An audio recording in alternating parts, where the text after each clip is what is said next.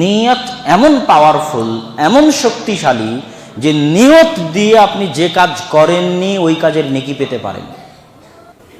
আপনাকে আল্লাহ টাকা দেয়নি, আরেকজনকে টাকা দিয়েছে, আপনি বলছেন আমার যদি এরকম টাকা হতো আমি এরকম একটা মসজিদ বানাতাম। তো আপনার কোনোদিন যদি টাকা নাও হয় তো এই নিয়তের কারণে কি দিবে? আল্লাহ নেকি দিবে। নিয়ত এত পাওয়ারফুল, নিয়ত এত পাওয়ারফুল জিনিস যে আপনি যদি গুনাহ করেন যে আমি এই গুনাহের কাজটা করব, কিন্তু করেননি বা করলেন না বা কোনো কারণে করতে পারলেন না, আপনার কোনো গুনাহ লেখা হবে না। কিন্তু আপনি যদি নিয়ত করেন যে আজকে বক্তব্য শুনলাম, আগামীকালকে ফজরের সালাত আদায় করব, করতে পারেন আর না পারেন, এই নিয়তের জন্য কি লেখা হবে? নেকি লেখা হবে। নিয়ত এত পাওয়ারফুল জিনিস, নিয়ত এত শক্তিশালী, এত পাওয়ারফুল যে দুনিয়ার সব কাজ নেকিতে পরিণত করা সম্ভব নিয়ত দিয়ে। এমনকি স্ত্রীর সাথে সহবাস করাকেও নেকিতে পরিণত করা সম্ভব নিয়ত দিয়ে। রাসূল সাল্লাল্লাহু আলাইহি ওয়াসাল্লাম বলছেন তোমাদের স্ত্রীর কাছে যাওয়াও সাদকা, নেকি। তখন সাহাবীগণ বলছেন কি বলেন আল্লাহ রাসূল, আমরা আমাদের স্ত্রীদের কাছে যাব, স্ত্রীদের সাথে সহবাসে যাব, এইটা নেকি হবে? তখন রাসূল সাল্লাল্লাহু আলাইহি ওয়াসাল্লাম বলছেন, ভাবার্থটা এরকম যে আল্লাহ সুবহানাহু ওয়া তাআলা এত অদয়ালু নন, এত অরহমতওয়ালা নন যে যে কাজটা হারাম ভাবে করলে গুনাহ হবে ওই কাজ হালাল ভাবে করলে আল্লাহ নেকি দিবেন না। আল্লাহর দয়া এত কম নয়। যেই কাজ হারাম ভাবে করলে গুনাহ হবে ওই কাজ যদি কেউ হালাল ভাবে করে, ওই হারাম থেকে বাঁচার নিয়তে, তাহলে তার জন্য নেকি আছে। এটাই আল্লাহর দয়া। এমনকি কেউ যদি তার স্ত্রীর মুখে এক লোকমা খাদ্য তুলে দেয় সেটাও তার জন্য সাদকা। আপনি ব্যবসা করেন, নিয়ত পরিবর্তন করেন। আগে ব্যবসা করতেন দুনিয়ার জন্য, এখন ব্যবসা করবেন দিনের জন্য। যে টাকা পয়সা উপার্জন করব, আল্লাহর রাস্তায় ব্যয় করব, আপনার পুরো ব্যবসায়িক জীবনটা নেকিতে পরিণত হয়ে যাবে।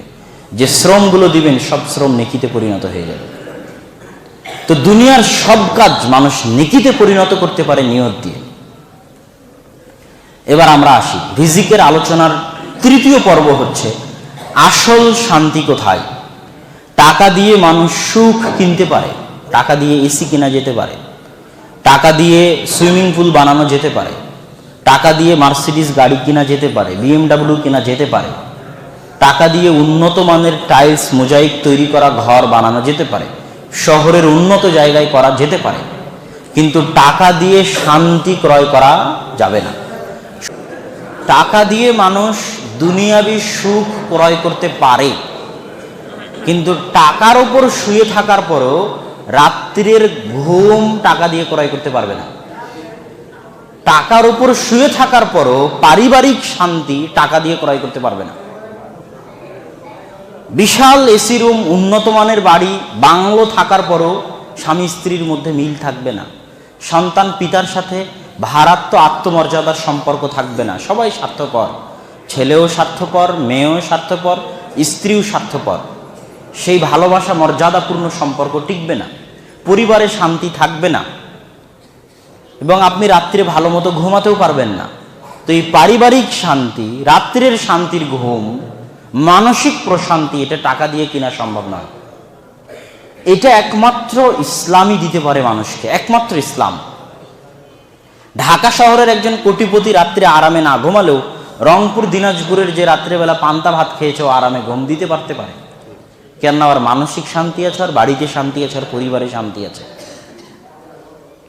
তা আমাদেরকে সবসময় চেষ্টা করতে হবে আগে শান্তি, তারপরে হালাল উপায়ে যতটুকু সুখ অর্জন করা যায় সেটা আল্লাহর দয়া। তারপরের পর্বে আসি। তারপরের আলোচনা হচ্ছে যে রিজিক কি আমার হাতে, না রিজিক আল্লাহ সুবহানাহু ওয়া তাআলার হাতে। এই বিষয়ে আল্লাহ সুবহানাহু ওয়া তাআলা এবং আল্লাহর রাসূল কি বলেন? এ বিষয়ে আল্লাহ সুবহানাহু ওয়া তাআলা পবিত্র কোরআনে বলছেন, ওয়ামা মিন দাব্বাতিন ফিল আরদি ইল্লা আলাল্লাহি রিজকুহা। দুনিয়াতে বিচরণকারী এমন কোনো পোকামাকড়, এই পাশের জমিনে লাখো হাজারো পোকামাকড় আছে, এমন কোনো মশা মাছি, এমন কোনো জীবজন্তু, এমন কোনো পাখপাখালি, এমন কোনো মানুষ জিন বসবাস করে না যারা দুনিয়াতে আছে, তাদের রিজিকের দায়িত্ব আমি আল্লাহ বহন করি। মানুষ না হয় উপার্জন করে জমা করতেছে, ওই পোকামাকড় কি জমা করা জানে? লাখ বাঘ ভাল্লুক সিংহ বন জঙ্গলে ঘুরে বেড়াচ্ছে, তার কি খাদ্যের ব্যবস্থা আছে? লাখো কোটি পাখি আজ সকালে বাড়ি থেকে বের হয়েছে, ওদের কি খাদ্যের ব্যবস্থা আছে? তাদের সকলের খাদ্যের ব্যবস্থা আল্লাহ সুবহানাহু ওয়া তাআলা করে থাকেন, এটা আল্লাহর ওয়াদা। ওয়াইদ ক্বালাত ইমরাআতু ইমরান রাব্বি ইন্নী নাযারতু লাকা মা ফি বাতনি মুহাররারা, যখন ইমরানের স্ত্রী বলল, আল্লাহ আমার পেটে যা আছে তা তোমার রাস্তায় ওয়াকফ করে দিলাম। ফালাম্মা ওয়াদাআতহা, যখন সে প্রসব করলো বাচ্চা, তখন বলছে, আল্লাহ মেয়ে প্রসব করেছি, আমি তো ওয়াকফ করেছিলাম ছেলে মনে করে দিনের কাজ করবে। আল্লাহ বলছেন, আল্লাহু আ'লামু বিমা ওয়াদাআত, তোমার যে মেয়ে হবে এটা তো আল্লাহ আগে থেকেই জানে।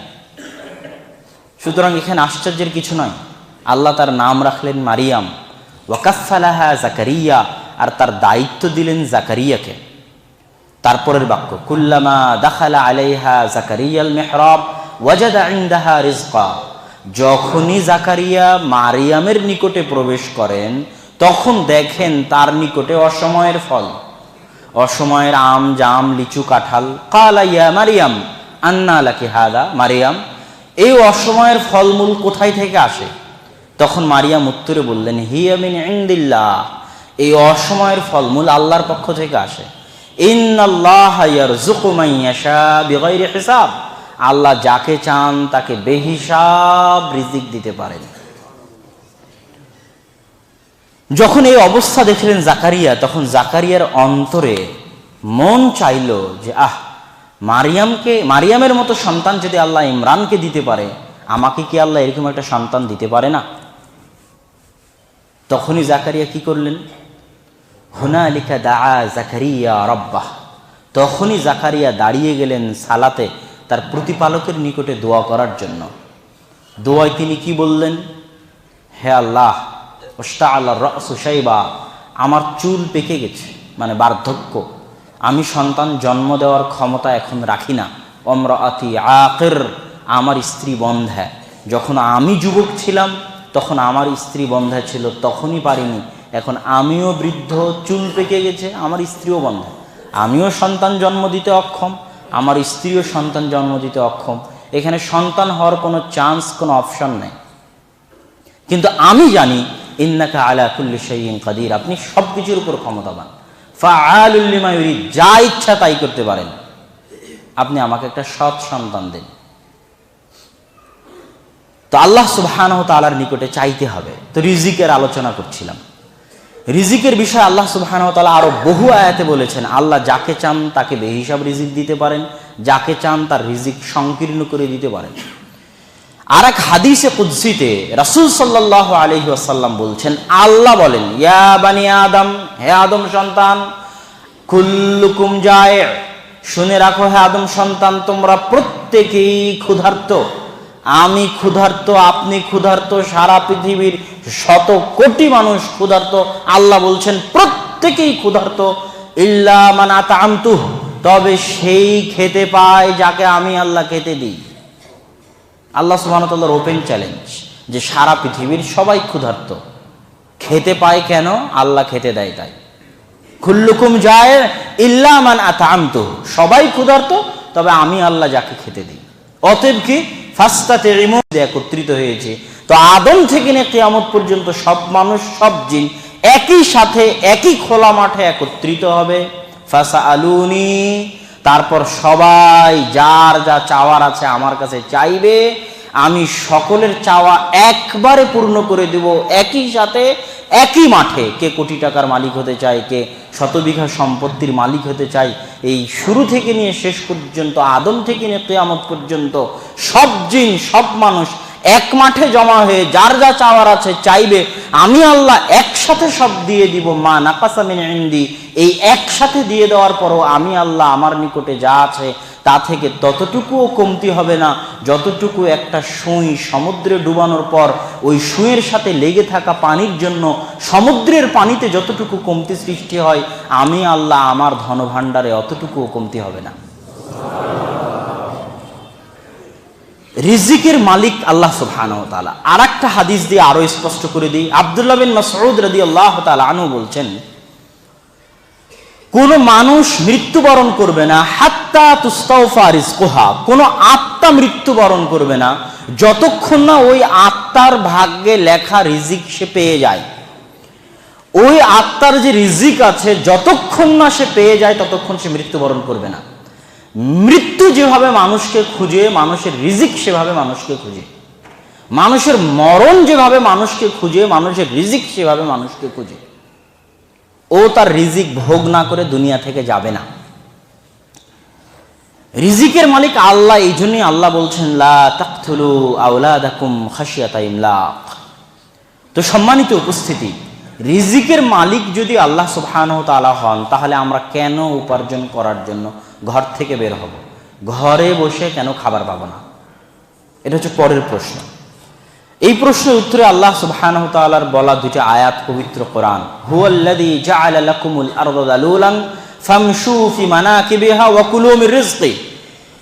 ওই আল্লাহ, সেই আল্লাহ, ওই সত্তা, সেই সত্তা যিনি তোমাদের জন্য পৃথিবীকে করে দিয়েছেন তোমাদের অধীনস্থ, তোমাদের আবাদের যোগ্য, তোমাদের ভোগের যোগ্য, তোমাদের বিনোদনের যোগ্য, তোমাদের জন্য পৃথিবীকে করে দিয়েছেন তোমাদের অধীনস্থ। অতএব তোমরা পৃথিবীতে বিচরণ করো আর পৃথিবীর রিজিক ভক্ষণ করো, এটা আল্লাহর আদেশ। পরের আয়াতে আল্লাহ সুবহানাহু ওয়া তাআলা বলছেন ফাইদা কুদিয়াতিস সালাত, অন্য সূরায়, ফাইদা কুদিয়াতিস সালাতু ফান্তাশিরু ফিল আরদ ওয়াবতাগু মিন ফাদলিল্লাহ। যখন সালাত শেষ হয়ে যায় তখন সালাত শেষ করে ঘুমিয়ে যেও না। আল্লাহ অলসতা পছন্দ করেন না। ফজরের সালাত আদায় করে শুয়ে যেও না। যখন সালাত শেষ হয় তখন তোমরা কি করো? জমিনে ছড়িয়ে পড়ো, পৃথিবীতে ছড়িয়ে পড়ো। কেন ছড়িয়ে পড়বে? ওয়াবতাগু মিন ফাদলিহি, কেননা পৃথিবীর প্রতিটা ইঞ্চি জায়গায় আল্লাহর রহমত আর বরকত রয়েছে। 1 ইঞ্চি জায়গায় একটা ধান দিলে ধান গাছ হবে, 1 হাত জায়গায় একটা আম গাছ লাগালে আম গাছ হবে। প্রত্যেকটা ইঞ্চি জায়গায় কি আছে? আল্লাহর রহমত আছে। এই সারা পৃথিবীতে আল্লাহর রহমত বিছিয়ে রেখেছেন। তুমি আল্লাহর রহমত ফেলে দিয়ে ঘরে শুয়ে থাকবে? ওয়াবতাগু মিন ফাদলিহি, আল্লাহর রহমত অনুসন্ধানের জন্য বেরিয়ে পড়ো। দাউদ আর সুলাইমান আলাইহিমা সালাতু ওয়াস সালামকে আল্লাহ অনেক ধন সম্পদ, অনেক ক্ষমতা দিয়েছিলেন। একদিন দাউদ আলাইহিস সালাতু ওয়াস সালাম গোসল করছেন, স্বর্ণের বৃষ্টি হচ্ছে। দাউদ আলাইহিস সালাতু ওয়াস সালাম গোসল বাদ দিয়ে স্বর্ণ কুড়াতে গেছেন। তো দাউদ আলাইহিস সালাম এত ফকির নন যে গোসল বাদ দিয়ে তাকে স্বর্ণ কুড়াতে হবে। তাকে আল্লাহ এমনিতেই কোটি টাকা, শত কোটি টাকার মালিক করে রেখেছেন, অঢেল সম্পদ দিয়ে রেখেছেন। তো আল্লাহ দাউদকে জিজ্ঞেস করলেন কারণ কি? তখন দাউদ আলাইহিস সালাতু ওয়াস সালামের উত্তরের সারমর্ম হচ্ছে, আল্লাহ, আমি শত কোটি টাকার মালিক হওয়ার পরও, 100 বিঘা সম্পত্তির মালিক হওয়ার পরও তোমার রহমতের ভিখারি, তোমার দয়ার ভিখারি। সারা পৃথিবীর সকল সম্পদ, সকল ক্ষমতার মালিক হওয়ার পরও আমি কার ভিখারি? আল্লাহর দয়ার ভিখারি। তো এই স্বর্ণের বৃষ্টি তোমার দয়া, আর আমি তোমার দয়ার কাছে ছোট দেখাতে নিজেকে, যে আমি ছোট, আমি মুখাপেক্ষী, আমি ফকির, আমি মিসকিন। কোটি টাকার মালিক হওয়ার পরও মিসকিন তোমার দয়ার, কোটি বিঘা সম্পত্তির মালিক হওয়ার পরও ফকির তোমার দয়ার। আর এই স্বর্ণ তোমার দয়া, তোমার দয়ার সামনে নিজেকে ফকির দেখাতে, মিসকিন দেখাতে কুড়াতে গেছি, অন্য কোনো কারণ না। তাহলে একটা টাকাও যদি হালাল ভাবে উপায়ের পথ থাকে আপনার সামনে, তো ওই 1 টাকা কার দয়া? আল্লাহর দয়া। ওই 1 টাকা যদি আপনি উপার্জন না করেন, কার দয়াকে আপনি অবমূল্যায়ন করবেন? আল্লাহর দয়াকে। ওই 1 টাকা উপার্জনের জন্য যদি চেষ্টা না করেন, তাহলে কার দয়াকে পদদলিত করবেন? আল্লাহর দয়াকে। আপনার ধন সম্পদে বরকত থাকবে না, এরকম অহংকারী ব্যক্তিকে আল্লাহ পছন্দ করেন না।